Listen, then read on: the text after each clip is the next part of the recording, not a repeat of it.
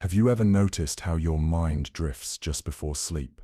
The thoughts become softer, the world feels slower, questions echo longer. This is the space where mystery lives. Not the loud kind, but the quiet ones. The ones that whisper, "What am I? And why does this feel so familiar?" Here we begin. This is not a science lecture.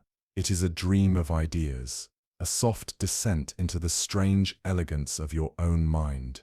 You will not find answers here, only invitations to notice, to wonder, to rest. 100 questions wrapped in stillness, waiting for you to hear them. Not all the way awake, not all the way asleep, just here, between thoughts. Have you ever wondered why the world feels real to you? Not just visible but vivid, not just audible but alive. Your brain sends signals, electric whispers through fragile threads, but no one truly knows why those signals become a sunrise or a sorrow or a song. So where is the light behind your eyes? Where is the warmth behind your joy? We do not know why awareness blooms from circuits and cells. A machine can detect sound, a camera can capture color, but they never feel it. Yet you do. You feel the music. You see the sunset. What turns raw data into wonder? Inside your head, neurons fire and fade, but somehow you become the witness. Science has described the map, but not the territory. It has tracked the sparks, but not the spark of being. And maybe that mystery is the essence of you. One moment you drift, the next you return. Your brain knows when to sleep and when to wake. But how? There's no clock ticking inside your skull, no hand that flips the switch. Yet every night you cross the border into a quiet world, and every morning you wake again as if nothing ever changed. But something does, and science still doesn't know what decides the crossing. Sleep is not silence. Your brain hums, dreams, wanders. Waking is not just rising, it's re-entry into the world. So what triggers this return? Is it light? Is it rhythm? Is it memory pulling us back? Scientists know brainwaves shift, that patterns change. But why does your brain choose one moment to let go and another to begin again? That rhythm remains a riddle. You change. Your thoughts shift. Your cells renew, but something stays. A whisper that says, "I am still me." How does your brain remember who you are when every part of you is in motion? Even as memories fade and feelings evolve, you never fully vanish from yourself. This thread of identity runs quiet and deep, but no one knows what holds it steady. Is it memory that keeps you whole, or something more beneath the mind's surface? What makes you recognize yourself in a mirror or a childhood photo or a late-night thought? The neurons have changed. The voice has aged, the name may shift, but the core remains familiar. What builds this inner witness? Where is it kept? Can it be lost? Science has not found the place where the soul of you resides. Where do your memories live? Not just dates and facts, but moments, the smell of a home, the warmth of a voice. Your brain stores it all, but no one knows exactly where. It's not like a file or a shelf. It's more like a whisper in the wires. Each memory alters a network, but the full map remains unseen. When you remember, your brain lights up like constellations. But is that spark the memory itself, or just its echo? No one has ever pointed to a single cell and said, "Here, this is your birthday." We know memories shape the brain, but we don't know how the brain shapes memories. Each one is a ghost in the circuit, real, but impossible to pin down.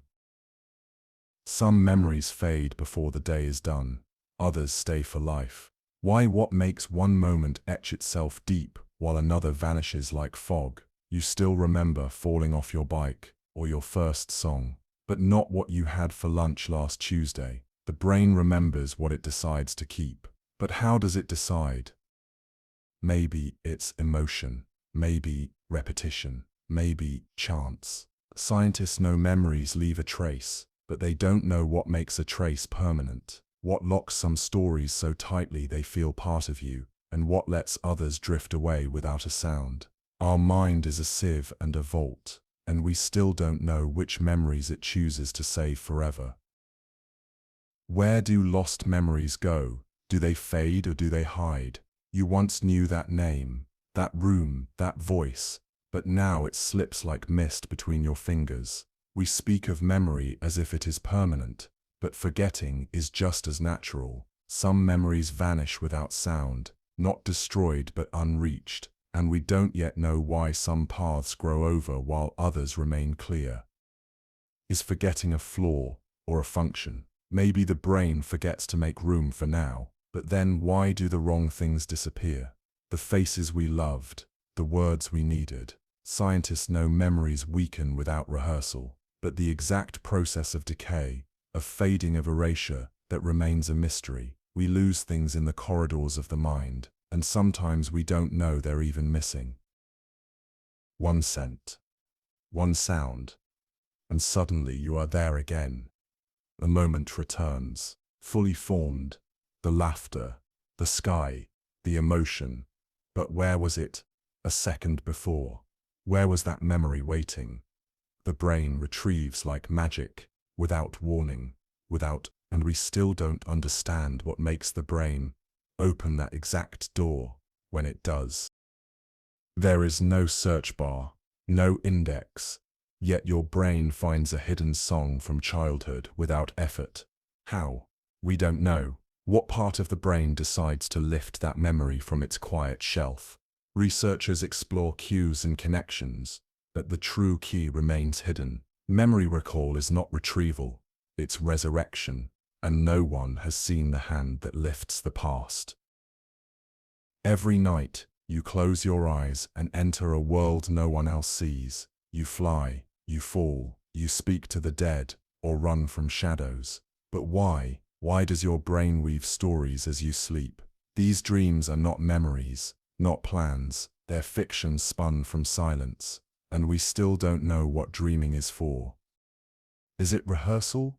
Repair? Nonsense? Your brain hums at night, not resting but rewriting. Scientists see brainwaves shift, see eyes dart, see heartbeats quicken, but the purpose remains fogged.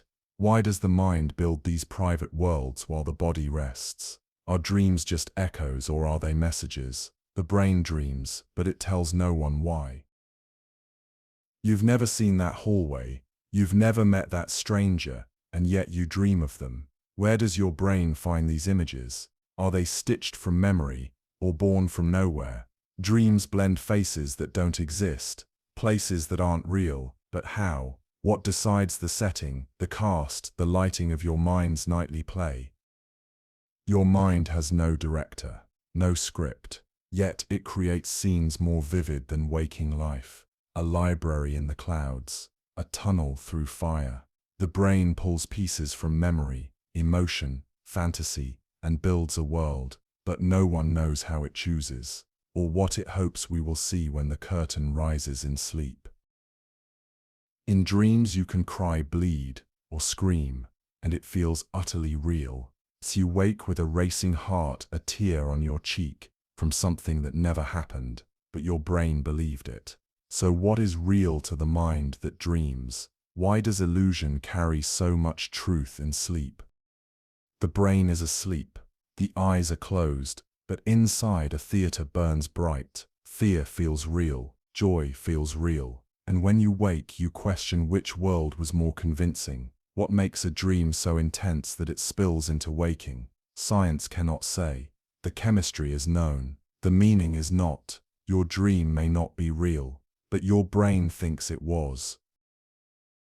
You sleep, and something changes. You wake not just rested but reorganized. What happened? The mind seems clearer, the memory sharper, the fear softened. Scientists suspect your brain cleans itself like a quiet librarian, sorting thoughts, shelving emotions. But the truth is, we don't fully know what sleep really gives us. Sleep isn't passive, it's processing, rewiring.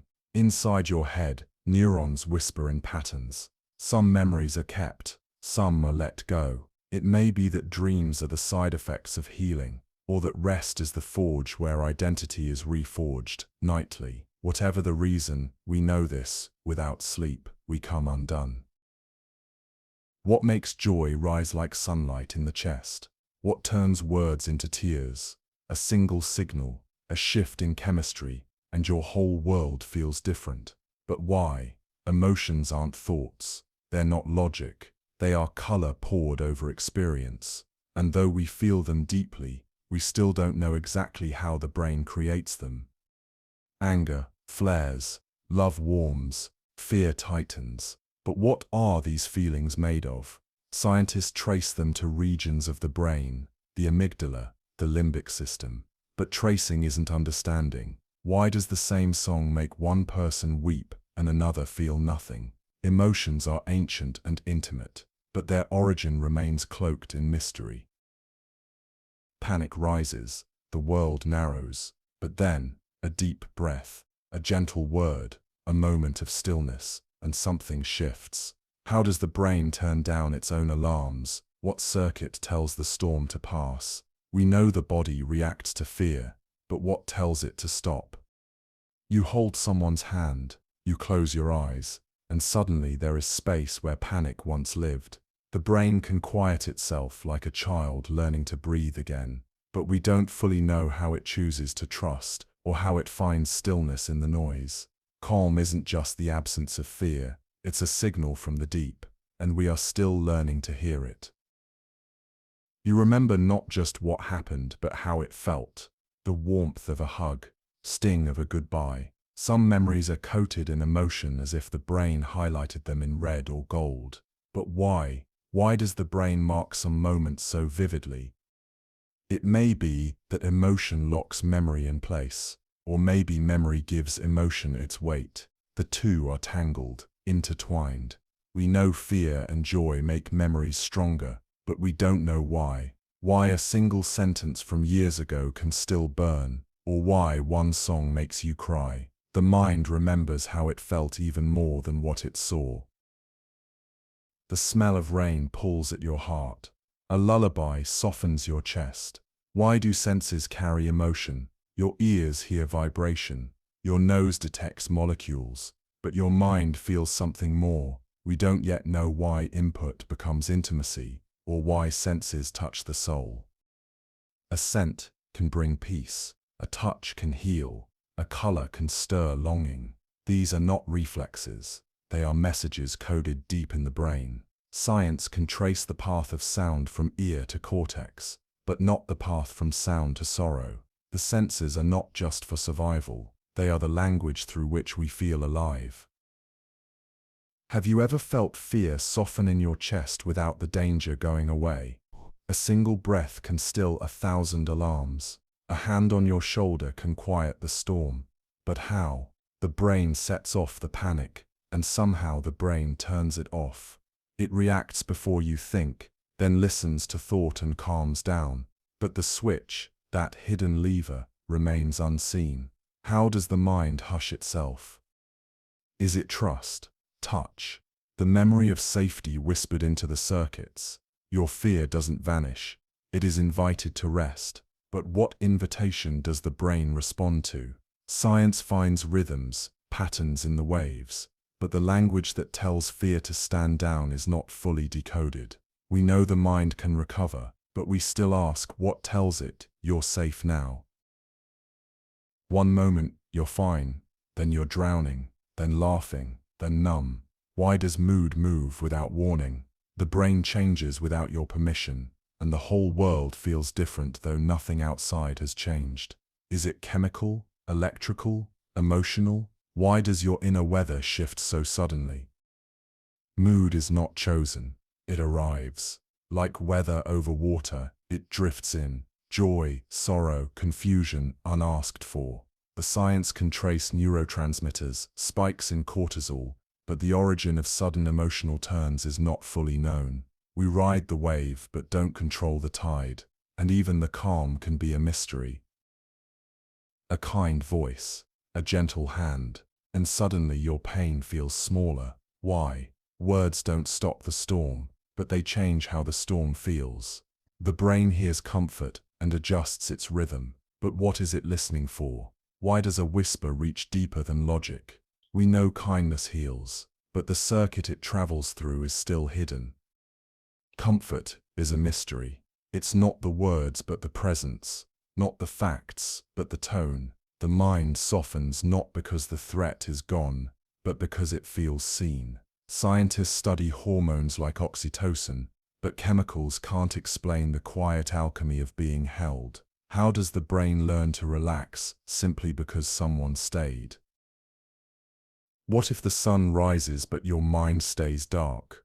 What if nothing is wrong, yet everything feels heavy? This is depression, a grey filter over the world. The brain keeps beating, the body keeps moving, but inside, something sinks. Science sees changes in mood chemicals, but not the cause. Why does the brain lock itself in sorrow? It isn't just sadness, it's the absence of light. Even joy feels distant, even love feels unreachable, and no one knows why the brain turns against its own spark. Neurons slow, pleasure dulls, but the moment it begins, what triggers the fall, that part remains unknown. We know what it looks like, we know how it feels, but we still don't know how to stop the descent. What happens when the mind paints its own world and believes it's real? Psychosis is not a lie, it's a reality you didn't choose. Voices speak, shadows move, things feel real that aren't, but to the person within it, they are truth. And science still doesn't know why the brain lets go of the shared world and creates its own. Is it protection? Malfunction? A fragment of deeper meaning? Psychosis is not madness. It is perception unbound. The filters fall. The brain stops sorting. Everything enters with equal weight. Scientists study dopamine storms and misfired networks, but the why remains elusive. When the mind becomes its own mirror, who can tell what's real? Have you ever felt unease with no reason? Your heart races, your thoughts spiral, and still, there is no danger. This is anxiety, a false fire set off by the mind. The brain is protecting you from something that isn't there. But why does it sound the alarm so easily? We understand the symptoms, but not the source. What tells the mind to fear when there's nothing to run from? Is it memory, genetics, worn paths in the brain that fire too soon? Scientists trace it to the amygdala, the brain's alert system, but even when calm returns, the body still feels chased, and the fear feels real. We can name the circuits, we can soothe the response, but the spark, the reason it starts, remains unknown. What is the brain afraid of when nothing is wrong? Have you ever had a thought that wouldn't leave? It repeats again and again like a broken song on loop. You try to let it go, but it returns, and the more you fight it, the louder it gets. Why does the brain get stuck? Why does it hold on to the very thing you want to forget? Scientists point to misfired circuits, a brain trapped in repetition. But what tells it to grip so tightly? Why does the mind equate a checked lock with safety 10 times over? Obsession is not choice. It's an echo with no end. Obsession is not choice. It's an echo with no end. And we still don't know what breaks the loop, what frees a mind from its own pattern. Have you ever tried to focus but the world pulled you apart? A sound, a flash, a thought, and you're gone. The mind wanders without warning, as if chasing invisible birds. But why? Why can some brains hold still and others scatter like sparks? What controls the spotlight of attention? We know attention isn't infinite. It's selective, fragile. Some call it a filter, others, a muscle. But where is it housed? What tells it what to notice and what to ignore? Is it will or wiring? Scientists watch the prefrontal cortex flicker like a lantern, but the flame, the source of focus, remains elusive. One tiny drop of dopamine, and the world feels brighter. One shift in serotonin and joy returns. How can something so small change everything? The brain runs on chemistry, but these messengers don't just send signals, they sculpt your reality. We know the names, we know the effects, But how do they know when to rise, when to fall? Why does one moment feel full of light, and the next, empty, whole? The balance is delicate, and the system is still a mystery. A single molecule can tilt the world, and we are only just beginning to understand its hand. Have you ever noticed how practice becomes ease? At first, a new task feels heavy, like stepping through fog, but then the brain adapts. The steps become smooth, the effort fades. How does your brain know where to build the bridge of learning? Each time you learn, new connections spark, but what decides where those wires go? The brain rewires itself with each repetition, a dance of neurons, a sculpting of pathways, but we don't know how it chooses what to strengthen and what to forget. Some memories stick after one try, others vanish after 100. Learning is change, but what guides the change? That remains the mystery.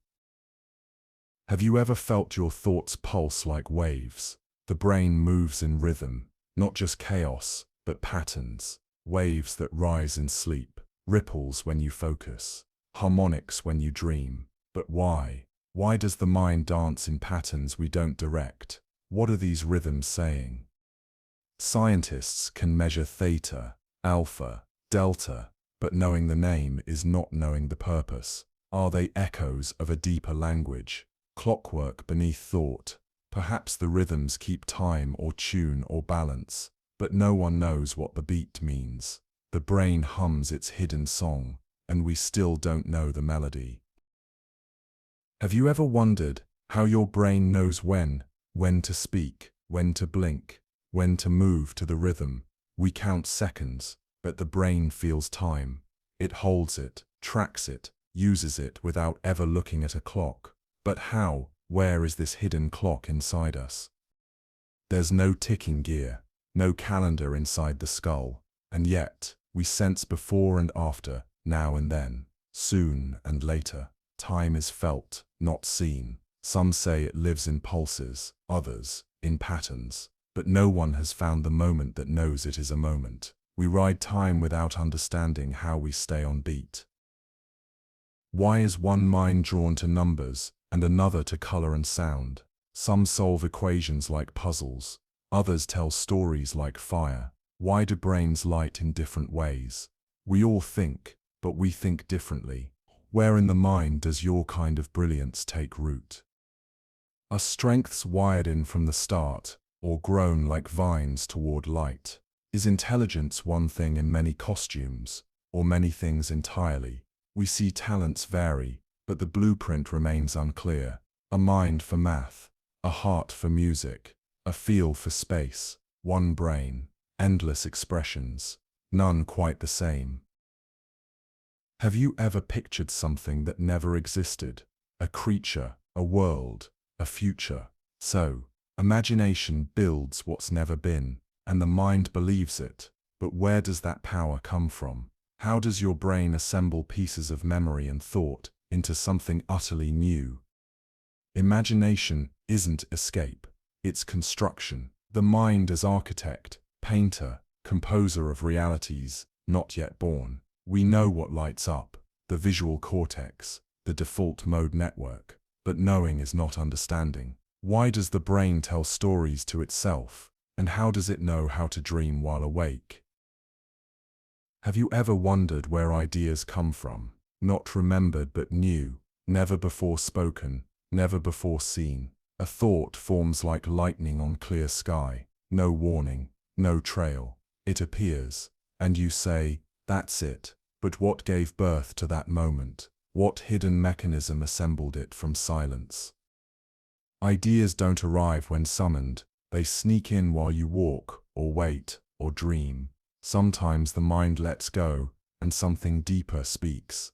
Scientists trace this to neural networks, to scattered sparks connecting distant memories. But knowing how a candle flickers is not the same as knowing why it lights, and still, we wait for the next one. Why does a note break your heart? Why does color stir something wordless? Art doesn't feed us. Music doesn't protect us. But we seek it, like breath. We build entire lives around rhythm, harmony, form. Why does your brain feel beauty as if it were survival? A melody can make you cry. A painting can make you remember. But the brush touches no nerve. The sound does not heal a wound. Yet your brain responds as if touched. We know which areas activate. We know the patterns. But we don't know why beauty matters, why expression feels like need, or why the mind aches for wonder. Have you ever solved something and felt a spark inside? A puzzle clicks, an answer appears, and your whole brain lights up in delight. Why? Why does solution feel like reward? What mechanism decides that understanding is pleasure? Problem solving is the mind's game. It finds joy in patterns, structure, completion, but no one knows why neurons celebrate success like a triumph. Is it evolution, a survival trick rewarding logic, or something deeper, the mind recognizing its own brilliance? We solve, we smile, but the reason remains a riddle. Have you ever known without knowing why? A voice deep in your chest whispers, "Go, wait, leave." This is intuition, a signal with no explanation. But what part of you is speaking, and why does the gut know before the mind does? The gut has nerves. The gut has cells. It even has a kind of brain. Messages rise from belly to brain like silent smoke. Scientists are just beginning to map this path, a hidden highway from instinct to decision. But why does it feel so sure? We call it a hunch, but perhaps it's an ancient kind of knowing. Why does movement lighten the soul? You run, you stretch, you dance, and the weight in your chest begins to lift. Not just muscles, but mood shifts. The body moves, and the mind follows. But why? What is it about motion that brings emotional stillness? Science speaks of endorphins, dopamine, blood flow, but knowing the chemical is not the same as feeling the change. There's something ancient in motion. The body rejoicing, the brain responding. We were made to move, and in movement we find peace, stillness through action, clarity through sweat. The why remains beautiful and unknown. Have you ever noticed how pain can shrink when focus drifts? A thought, a memory, a quiet breath, and the sting softens. What part of the mind knows how to turn down the volume of pain? The wound is real. The nerves still fire, but the mind chooses not to listen as loudly. Pain is more than signal, it is story, and the mind can rewrite it. Athletes run through it, parents carry through it. But why can thought quiet sensation? Scientists see patterns, see distraction alter the brain's map, but the full secret, how belief and focus reshape pain, is still unfolding. You swallow a pill. Moments later, your mind changes. Alert, drowsy, calm, clear. But how does something so small alter the entire field of thought? Where does it go once inside? And how does it find the feelings it's meant to shift? Medicines speak the brain's chemical language, but we don't yet know how they learn the dialect. One tablet can soften a storm.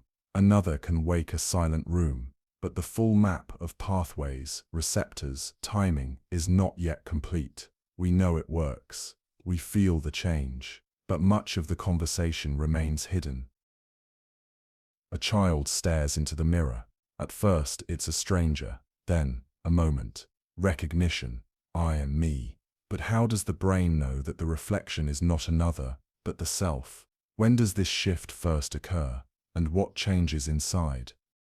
We know the age, we see the glance, but the mechanism, that quiet unveiling, remains unclear. Is it memory, or awareness, or something deeper still? To see oneself and understand, not as object, but as subject, is the start of the long story of self.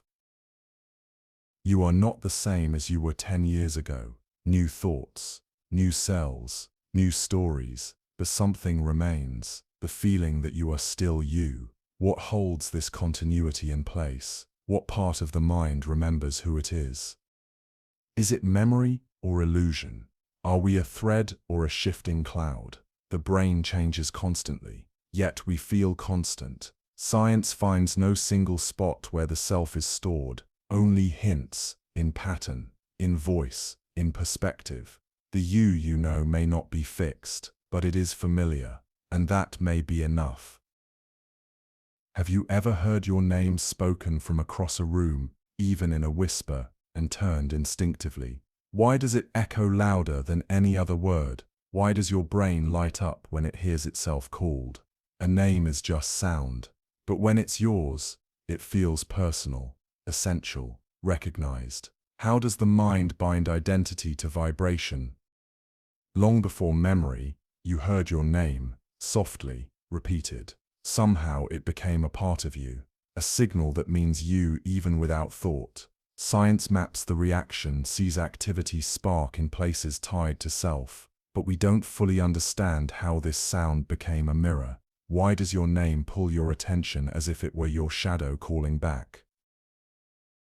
Why do we forget those first years?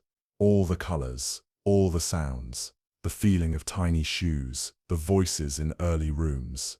You were there, you lived them, but now they are gone. What part of the mind chooses what to keep and what to release? Why do some memories fade before we even know what memory means? Some images return, a toy, a song, a certain room's ceiling, but they feel more like dreams than truth. Scientists say the brain isn't ready, that language is the key, but still, how can years of living vanish without a trace? Is forgetting a form of growing? Or does the child you were still whisper, just too quietly for you to hear? Have you ever looked back and wondered, was that really me? The thoughts you used to think, the way you saw the world. So much has changed, and yet, you still feel like you. How can a person evolve so completely and still remain intact? Where does identity live? In memory, in belief, or in the quiet voice that endures? Change comes slowly until it arrives, and the you from yesterday doesn't quite fit anymore. Is the self a constant shape, or a shifting mask? Science sees how the brain rewires, but not why you still feel like one thread. Maybe you are many versions braided into one, or maybe identity is the story you quietly tell to stay whole.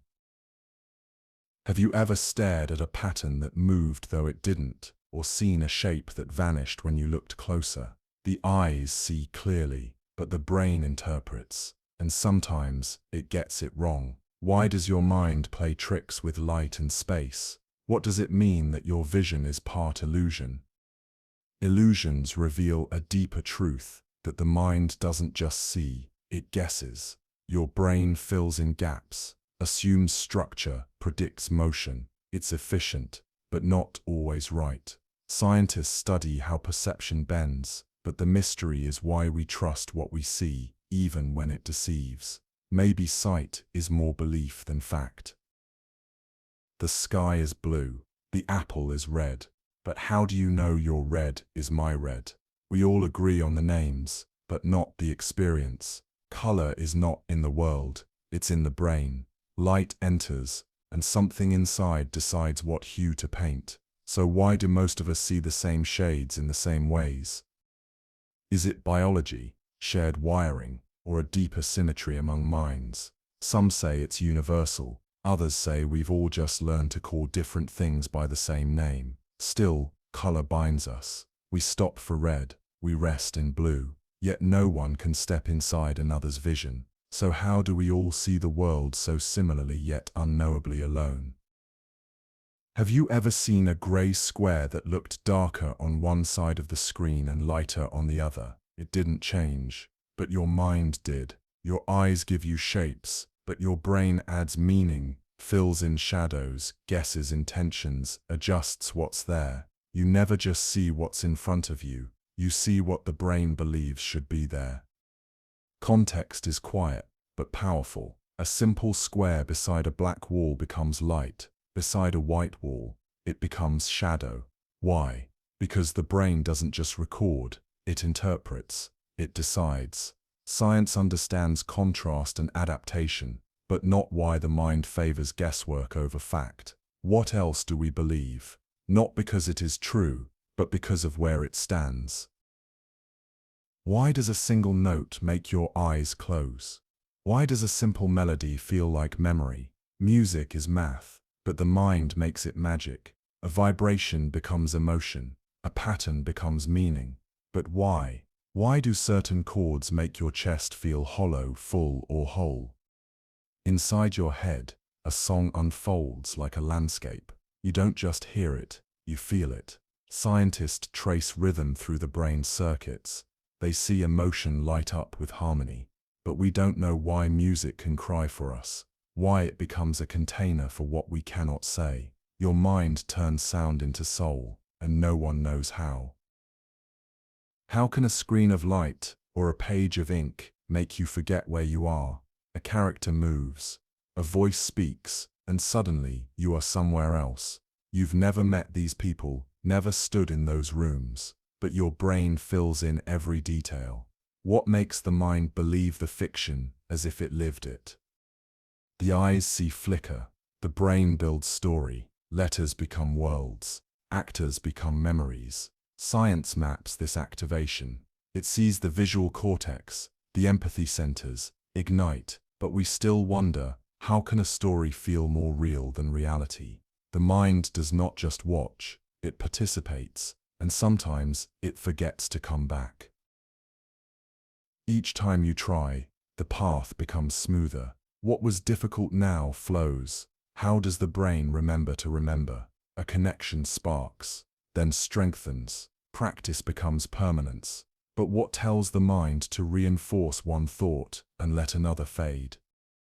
It's called potentiation, but that's just the name. The real mystery is the choice.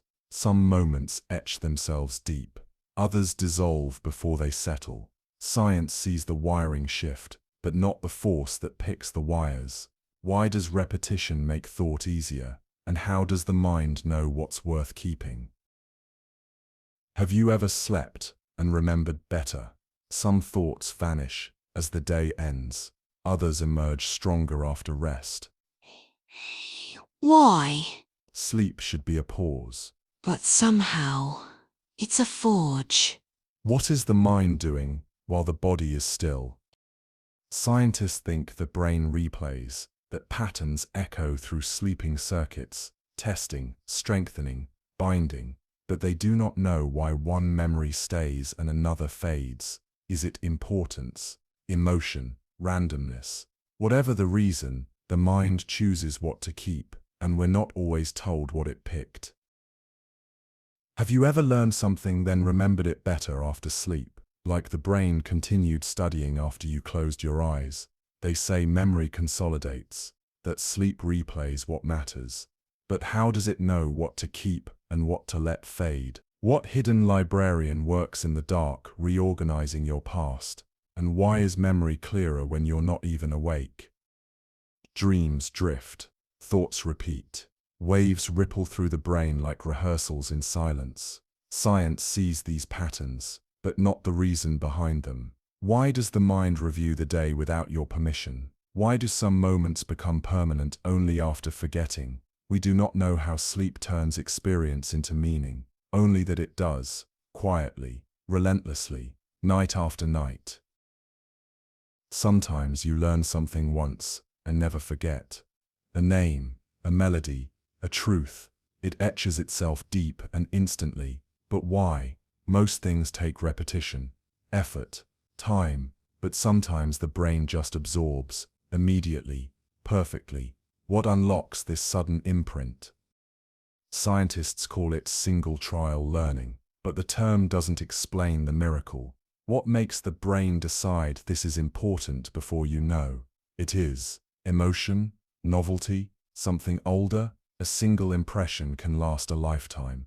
And we still don't know why the mind sometimes chooses to remember with absolute certainty before we even ask it to. You haven't ridden a bike in 10 years, but you climb on and ride. The skill was waiting, unspoken, unseen. It didn't vanish, it lived somewhere deeper. How does the brain store motion without thought? Why can the body remember what the mind forgets? They call it procedural memory, but the name doesn't touch the mystery. This memory doesn't speak, it moves, stored not in words but in rhythm, in timing, in muscle. It's not recalled, it's performed, and we still don't know how the mind decides what becomes habit and what fades. Some skills become part of us, forever, like roots that never stop growing. How does one drop of something unseen change your entire world? You feel joy, or fear, or calm. And it's not from thought, it's from chemistry. A tiny shift in balance, and the color of life changes. But how do these molecules become mood? Where is the line between you and your neurochemistry? Science names them dopamine, serotonin, oxytocin, tiny messengers, vast effects. But knowing the names doesn't explain why a hug calms you or why a scent makes you sad. The mind is a garden, and these are seeds. But who decides what grows? Emotion feels personal, but it's built from chemistry, and that is both comforting and strange. You swallow something small, a capsule, a compound, and your thoughts change. Your focus sharpens or slows. Your dreams soften or disappear. How can such a tiny thing change so much? What path does it travel, and how does it know which part of the mind to touch?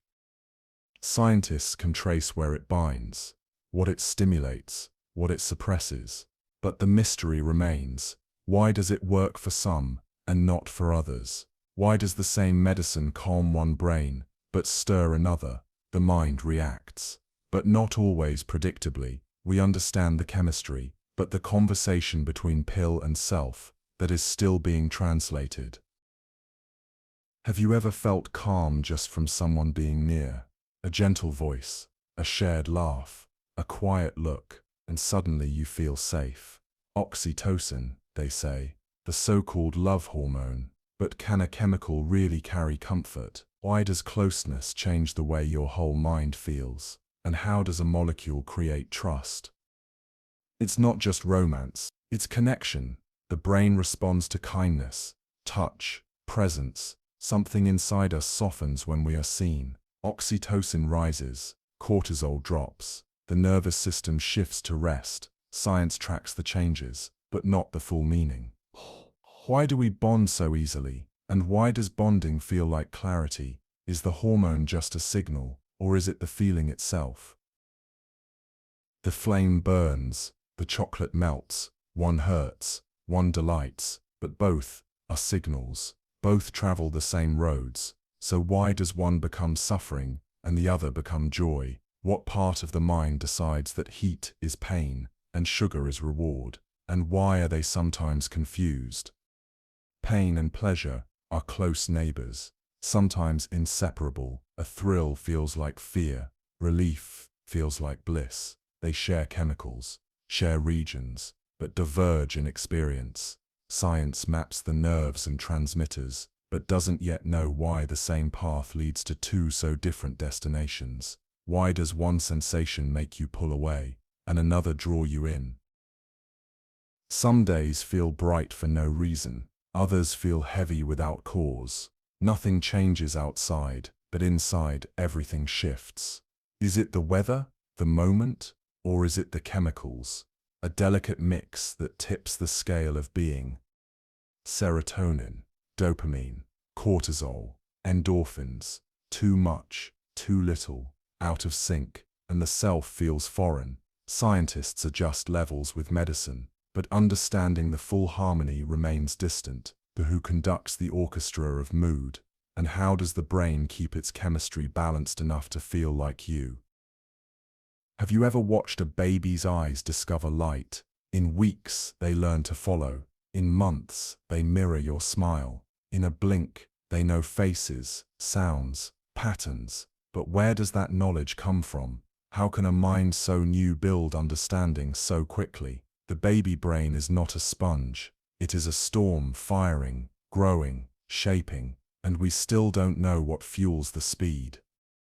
Neurons multiply at a pace never seen again. Connections bloom before language. before memory. Every moment alters the architecture. Scientists study the mechanics, synaptogenesis, neuroplasticity, but not the mystery. Why is the infant mind so open to everything? Why does it grow with such urgency, as if it remembers how little time it has to become what it must? What invisible clock drives the baby brain to build? Have you noticed how a child can mimic a sound with perfect pitch or learn a language without translation? Early learning doesn't happen slowly. It happens all at once, quietly, constantly, without effort. Their brains don't resist. They receive. But what changes that capacity as we age? What closes that window of perfect absorption? They say the young brain is more plastic, flexible, curious, hungry. Connections form not through practice, but exposure.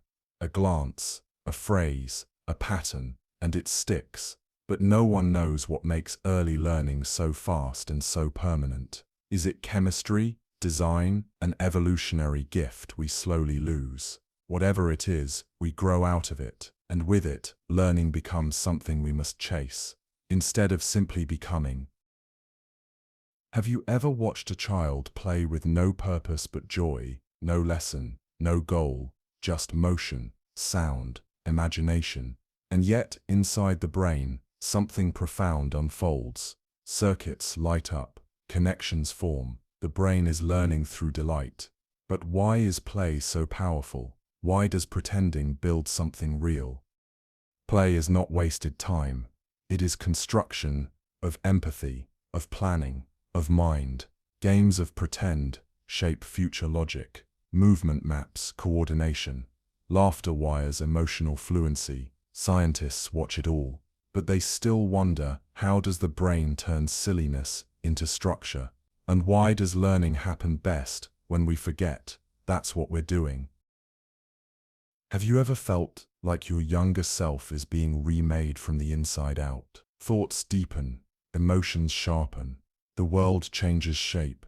This is the teenage brain, a storm and a rebuild. Old connections fade, new ones grow. It's not chaos, it's transformation. But why does it feel so turbulent from the inside? Risk rises, sleep shifts, impulses flare. The brain is pruning, reshaping, becoming. Scientists map the frontal lobe, watch it mature year by year. But knowing the path doesn't explain the journey. Why does becoming who we are require losing who we were? Why does the brain need friction to finish its forming? You lose a memory, a skill, a movement, and then, slowly, sometimes silently, it returns. The brain can heal itself. But how? What tells one cell to take over for another? What unseen force guides repair? And why do some brains recover while others do not? Healing is not simple. It is layered. Plasticity is the word, but mystery is the truth. The brain reroutes, rebuilds, but the map of recovery is unique each time. We do not know what decides resilience, only that the brain can bend without breaking. And sometimes it finds a way to light up again from the edges. For years we thought the brain was fixed, born with what you get, lose it, and it's gone. But then we found growth. In small corners, new neurons still bloom, even in adults, even in quiet. But what causes this birth? Why does a brain known for thinking still know how to grow? These new cells don't come easily. They come with movement, with learning, with silence. They rise in the hippocampus, linked to memory, emotion, navigation. But why only there, and why not more? We can see them form, but we don't know why they form, or why they sometimes do not. Is growth a hidden invitation, answered only under the right light? What does your brain do when you're doing nothing? No tasks, no effort, no attention, and still, the brain is busy, buzzing, spinning. They call it the default mode network. But what is it doing, and why is it so active when we are still? Some say it dreams, some say it reflects, others believe it replays the day beneath the surface. The resting brain is not at rest. It wanders, it remembers, It imagines. Science tracks the loops, but not the meaning. Why does silence spark thought? Why does rest awaken the mind in ways work never could? What is the brain doing when left alone? Have you ever drifted while looking at nothing? The body sits still, but the mind wanders far, into memory, into fantasy, into things that have never happened and may never happen. Why does the brain slip into story when no one is asking it to? What purpose does drifting serve? Daydreams are not distraction, they're direction. The brain rehearses, revisits, reimagines, and somehow it learns. Scientists call it spontaneous thought, but spontaneous doesn't mean random. Is the mind sorting emotion, testing the future, or simply reminding you what it still wishes for when no one is watching? Have you ever wondered what the brain does when you're not using it? When there's no focus, no task, no goal, still, it crackles, it hums. Even in stillness, the brain produces activity. Is this noise, or is it signal waiting to be understood? Why can the brain not rest completely? This noise isn't random. It follows rhythms. It pulses in patterns, but its meaning remains unclear. Is it memory maintenance, imagination, mental rehearsal, or something deeper? An unconscious echo of what we haven't noticed yet. We call it noise because we can't explain it. But what if the noise is thinking we haven't learned to hear? Have you ever felt a moment revisit you without asking? You are still, but your mind replays something from years ago. A sentence, a room, a sound.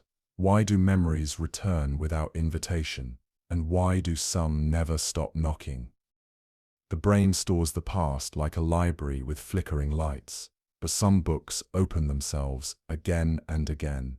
Scientists believe replay strengthens memory, but why does emotion make certain scenes return so vividly? Is it healing, warning, or something unresolved that the mind keeps circling in hope of understanding?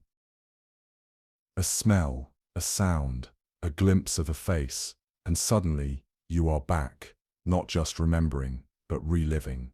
The brain was silent. Then something small woke it. Why do such tiny things unlock such large moments? Where are these keys stored, and why do they work when logic does not?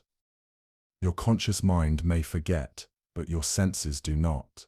They carry what words cannot reach. The brain doesn't just recall, it responds.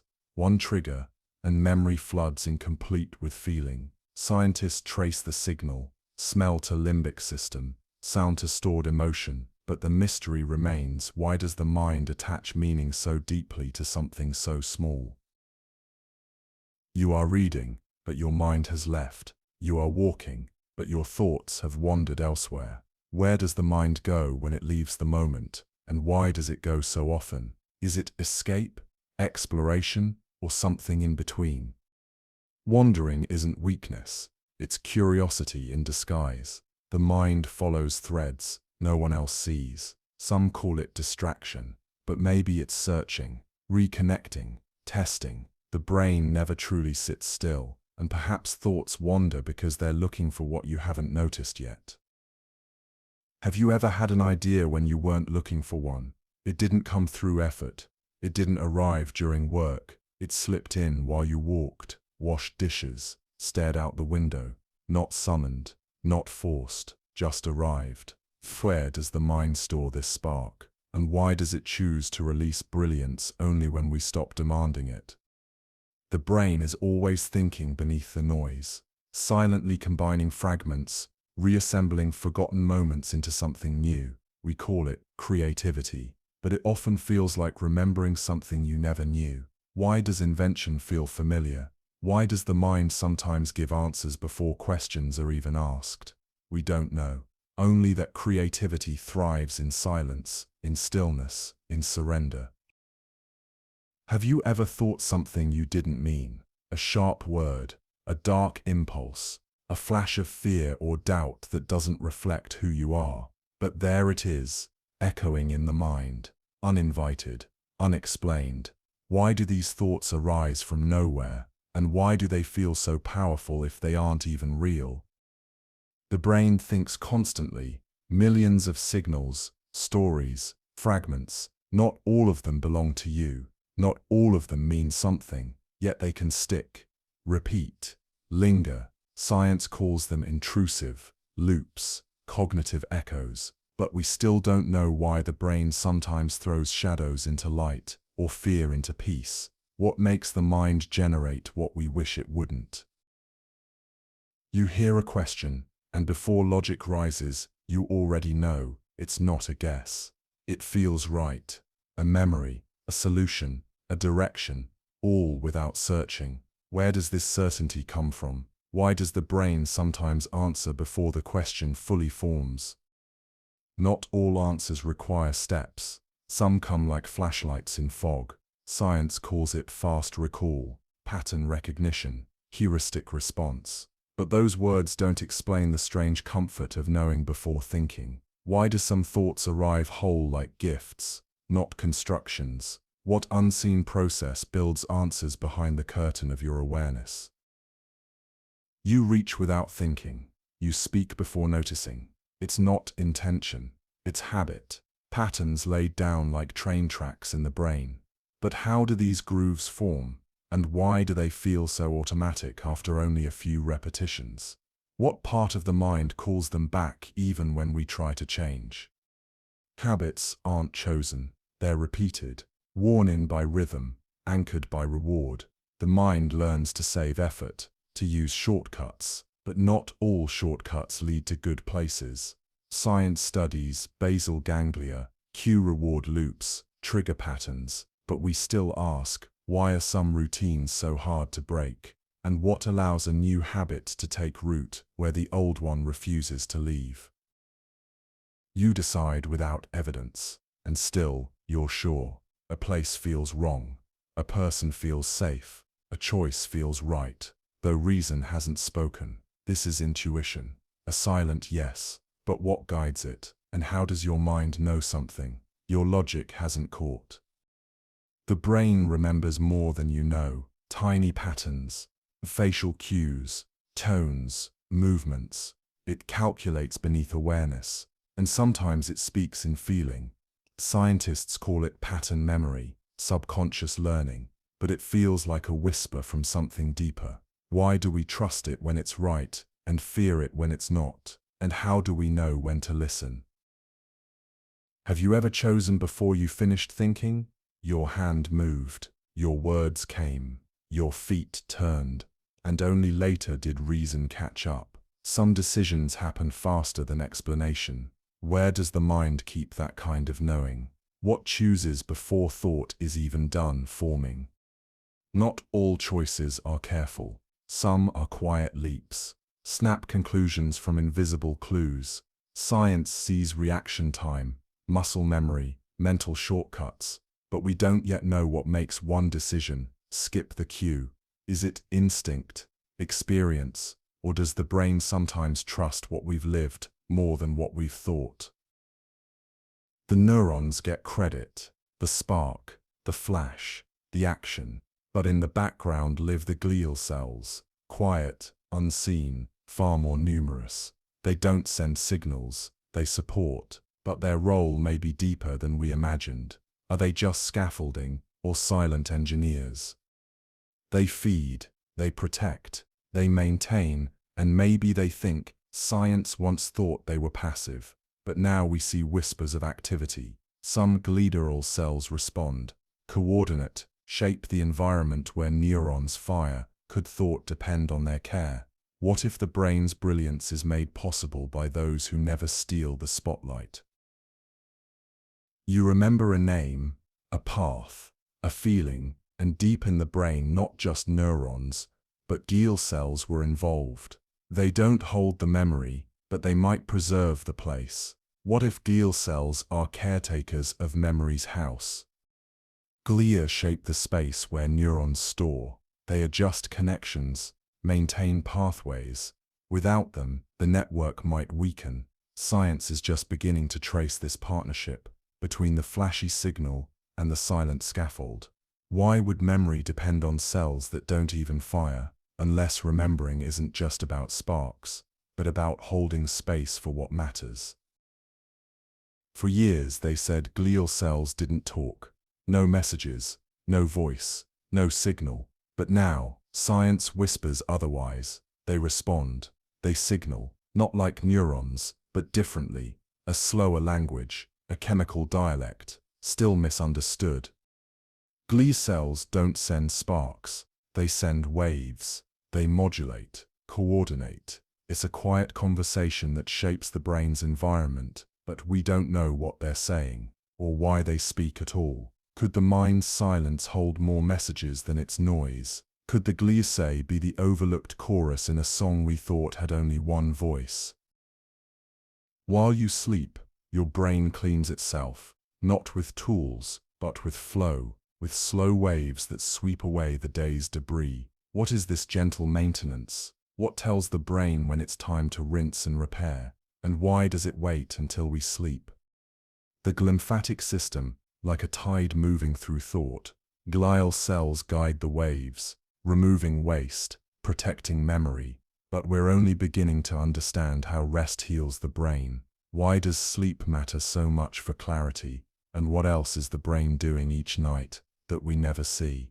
We never see what quiet systems keep us whole. Have you ever wondered why the brain comes in two sides, two hemispheres, mirrored but not identical? They sit together, touching, but often working independently. Why is the mind divided? And what does it mean that your thoughts cross a bridge just to become whole? One side starts a sentence, the other finishes. One sees the parts, the other sees the whole. The hemispheres don't mirror function, they divide labor, coordinate silently. Scientists study the corpus callosum, the link between halves. But we still don't know why the brain is split at all. What does the mind gain from being made of two? They say the left side speaks, and the right side dreams. But is that the whole story? The left counts, the right feels, the left plans, the right imagines. But what if both sides are more complex than we think? Why do we try to label something so fluid? The brain's division isn't a battle, it's a dance. Each side supports the other, overlapping, balancing. Left and right are not opposites, they are complements. Still we wonder, why do some abilities lean one way? And what happens when one side goes silent? How much of what you are belongs to a hemisphere you never feel? A thought forms on one side, a movement begins on the other, yet somehow you act as one. The brain is not two people, but two halves constantly sharing. How do they coordinate so seamlessly? And what happens when the link is disrupted? The corpus callosum passes signals between hemispheres, but not all signals arrive equally. Some patients live with split brains, one half unaware of what the other knows. So what makes consciousness feel unified if the mind itself is in pieces? Is wholeness an illusion, crafted by connection? Where does emotion live? We feel it in the chest, in the throat, in the hands, but its origin is inside the brain. Or is it? What part of you creates sadness, stores joy, reacts in fear? And why does it feel so physical if it's all in the mind? Scientists point to the limbic system, amygdala for fear, hippocampus for memory, insula for awareness. But the map is not simple. Emotion is layered, chemical, physical, cognitive, silent. Why do you cry before you think, flinch before you understand? What hidden regions orchestras the feeling of being alive? They call it the second brain, a vast web of nerves in your gut, thinking, feeling, responding. It doesn't speak in words, but it knows. Why does the gut sense danger before the mind does? And how does it guide us, without sound? The enteric nervous system operates independently. It signals hunger, registers discomfort, calms the body. But perhaps it does more. Some believe it stores memory, processes mood. Could emotion begin in the stomach? Could instinct rise from digestion? We do not fully know what the gut knows, only that it speaks in silence we're still learning to interpret. Inside you, trillions of microbes thrive. They digest, they balance, they live their own microscopic lives. But recent science suggests they do more than feed. They speak to each other, to your body, to your brain. How can a colony of invisible organisms affect your thoughts? And what language do they use to be heard? These microbes produce compounds that travel through blood, nerves, chemistry, and somehow they influence mood, clarity, desire. Your microbiome is not just survival, it's suggestion. But we don't yet know if they whisper or command. Do they support your thoughts or shape them? And who are you if the voice inside includes a chorus of beings you cannot see? You eat, and something shifts. The fog lifts or descends. The edges soften or sharpen. Food isn't just fuel, it's instruction, a chemical message coded in taste. But how does a bite turn into a change in the mind's weather? And why do some meals feel like memory, while others create silence? We know the basics. Sugar quickens, protein steadies, fat lingers, but the map between digestion and emotion remains incomplete.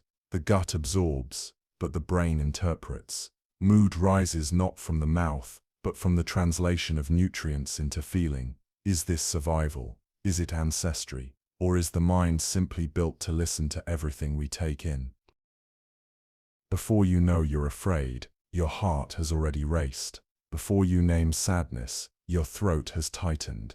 The body doesn't wait for thought. It speaks first, and the brain listens. But who decides which feeling came first, the signal or the story? Where does emotion live before it's spoken? Your organs pulse. Your breath shortens, your skin cools, all before you explain what it means. Science studies interoception, the sense of internal state, but it cannot explain why some signals become fear and others become knowing. The body is not a servant of the brain. Sometimes it is the first voice, and we are still learning how to listen when the message has no words. Your thoughts feel modern, but your brain is ancient. Built in layers, refined by trial, etched by time. The oldest parts still manage breath, fear, hunger. The newest handle language and dreams. But why this structure? Why not one design instead of a tower stacked with history? Evolution didn't erase, it added, like stone upon stone, each layer built on what came before. A lizard's brain wrapped in a mammal's, wrapped in a human's. We call it the triune brain, but it is more than hierarchy. It is memory, inheritance, adaptation. Yet we do not know why certain instincts remain, or what part of you is still listening for rustling leaves in the dark. You stand in a forest you've never seen, and feel at home, or near a cliff, and feel fear before reason. What part of you remembers what you never lived? Are there memories that came not from experience, but from inheritance? Epigenetics suggests your body carries the weight of events it never lived, a scar in your code, a whisper in your cells, fear of fire, drawn to water, comfort in caves. Some call it instinct, but it feels more personal. We may carry not just DNA, but echoes, and maybe your mind remembers places your ancestors once called home. Have you ever entered a room and felt tension without a word spoken, a glance, a breath, a slight delay in someone's eyes, and suddenly you know something has changed? Your brain isn't just thinking, it's observing, measuring, mirroring. It wants to understand what another brain feels even before words arrive. Why are we wired so deeply for others? What made our minds so socially attuned? We learn from others by watching, but the watching becomes feeling. Faces light up your brain like stories. Touch registers like connection. Voice tones bend your emotions without consent. The social brain is not one part, it is everywhere. And still we don't know why connection feels like safety. Why your brain calms just because someone understands. Across continents, people draw spirals, build circles, repeat threes. Patterns appear in snowflakes, cathedrals, brain scans, and dreams. Why does your mind respond to symmetry with satisfaction? Why do certain shapes soothe, while others unsettle? What do these patterns mean to the mind that wasn't taught them? Fractals echo in rivers, lungs, mountainsides. The golden ratio is found in music, shells, and galaxies. But the mystery is not where they are, it's why we recognize them. Does the brain create order or detect it? Is beauty a signal of survival, or a glimpse of a structure we don't yet understand? Perhaps patterns aren't just visual, they are how the brain remembers the world. You swallow a sugar pill, and your symptoms ease. You feel calmer, stronger, clearer, even though nothing changed outside. The belief alone rewrote the body. But how? What hidden system interprets hope as healing? And how does trust become biology? Endorphins flow, inflammation fades, pain softens. Placebo isn't nothing. It's proof that the mind has power over matter. But why does it work for some and not others? What does the brain require to turn thought into chemistry? The mystery isn't the effect, it's the messenger. What is belief when it reaches the bloodstream? Someone speaks, and your chest tightens. They cry, and something inside you responds. Not with logic, but with shared sensation. This is empathy. Your brain simulates another's feeling, without needing to experience it. But why? Why does your nervous system echo what's not happening to you? Mirror neurons reflect what the eyes cannot explain. And yet, empathy varies. Some feel everything. Some feel almost nothing. What determines how much of another you absorb? And when does it become too much? The mind learns to carry what isn't its own. But we don't yet know why some brains open so wide, or how empathy can be both a strength and a weight. A baby hears a stream of sounds, no instructions, no translations, and yet they begin to speak. The brain decodes tone, structure, emotion. It sorts chaos into meaning. Why is the young mind so tuned to language, and why does this window close with age? Neurons fire like musicians during early years. Timing, rhythm, mimicry. Children absorb rules without knowing them. But after a certain point, the music changes. Learning becomes harder, slower. We call it critical period, but we don't know why it ends. What makes the brain so open, then so selective? What door once wide open, quietly locks behind us? The dog twitches. Its legs run in sleep. Its nose sniffs at air that isn't there. Is it chasing something inside its mind? Do animals dream? And if they do, what do they see? What does a non-verbal mind imagine when the world grows quiet and the brain turns inward? Studies show patterns.